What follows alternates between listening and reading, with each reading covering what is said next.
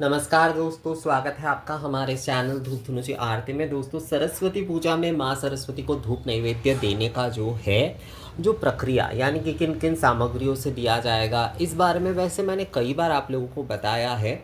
इस बार मैं आपको बहुत सरलता से बताने वाला हूँ कि किस तरह से आप सरस्वती पूजा यानी कि वसंत पंचमी के दिन, श्री पंचमी के दिन माँ सरस्वती को आप धूप नैवेद्य प्रदान करेंगे। तो देखिए, धूप नैवेद्य प्रदान करने के लिए एक तो आपके पास धूप पात्र होना चाहिए।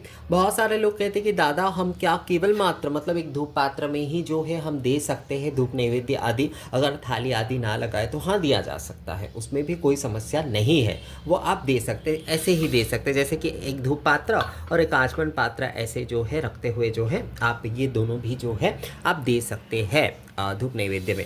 पर थाली मैं बहुत ज़्यादा सही मानता हूँ, क्योंकि थोड़ा सजाकर नैवेद्य दे रहे हैं तो थोड़ा इतना तो हम कर ही सकते हैं।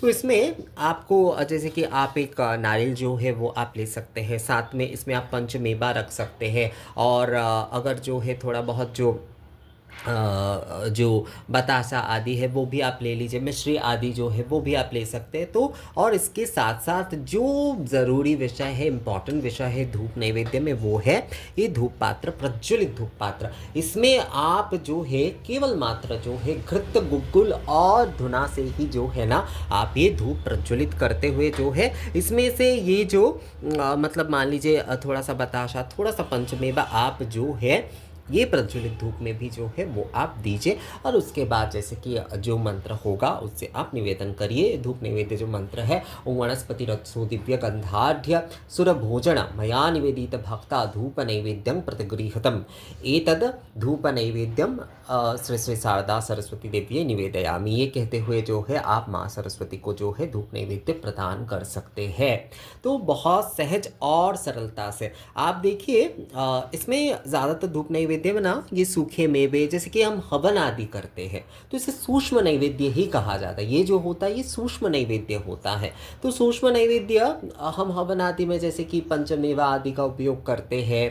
और जो धूप सामग्री आदि होता है, दशांग हो, सप्तांग सामग्री आदि हो, उसका हम प्रयोग कर सकते हैं। और कम से कम गुग्गुल और धुना आदि यानी कि जो पीले वाले जो धुना है उसका हमें प्रयोग करना चाहिए। उसके साथ घृत का प्रयोग करना चाहिए, उसके साथ मिश्री का प्रयोग करना चाहिए। तो इस प्रकार से ही हम धूप नैवेद्य प्रदान कर सकते हैं माँ सरस्वती को। तो आप इसमें आप मिश्री आदि रख सकते हैं, आप बतासे आदि रख सकते हैं, और मेवा आदि भी आप इसमें ले लीजिए। और एक नारियल अगर हो सके तो ये आप रख लीजिए थाली में, वो अच्छा रहता है, बहुत शुभ रहता है।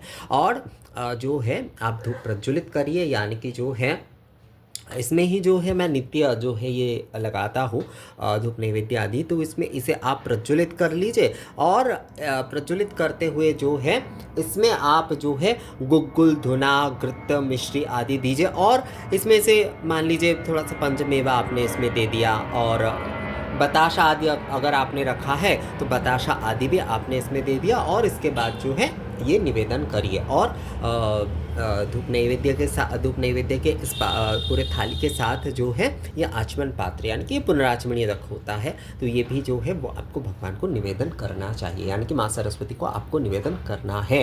तो इस प्रकार से ही आप माँ सरस्वती की पूजा में धूप नैवेद्य प्रदान कर सकते हैं। बहुत सहज और सरलता से धूप नैवेद्य है वो आप केवल गुग्गुल, घृत और धुना से ही प्रदान करिए। और उसमें पंचमेवा जो कुछ भी आप रख रहे हैं, मान लीजिए आप बताशा और मिश्री ही रख रहे हैं, तो वही थोड़ा सा आप धूप नैवेद्य में आपको प्रदान करना है, क्योंकि ये सूक्ष्म नैवेद्य है। तो इस प्रकार से ही आपको एक विषय मैं आपको यहाँ पर बता दूँ कि जब भी आप ये धूप नैवेद्य प्रदान करें तो आहुति की भावना से, जैसे हवन में आहुति दिए जाते हैं, तो इस प्रकार के इस मानसिकता के साथ ही कि हम सूक्ष्म रूप से नैवेद्य प्रदान कर रहे हैं। अग्नि जात जब होते हैं, अग्नि में ही सभी कुछ आहुति आदि दिए जाते हैं, और वो धूमित होकर, वो वाष्पित होकर पंचवायु माध्यम से देवताओं के पास वो पहुंचते हैं। तो माँ सरस्वती को भी जब आप ये धूप नैवेद्य प्रदान कर रहे हैं तो इस भावना के साथ ही आपको ये धूप नैवेद्य प्रदान करना चाहिए। तो ये वीडियो कैसा लगा आप लोगों को मुझे कमेंट्स करके ज़रूर बताइएगा। मिलेंगे आपसे अगले वीडियो में, तब तक के लिए नमस्कार।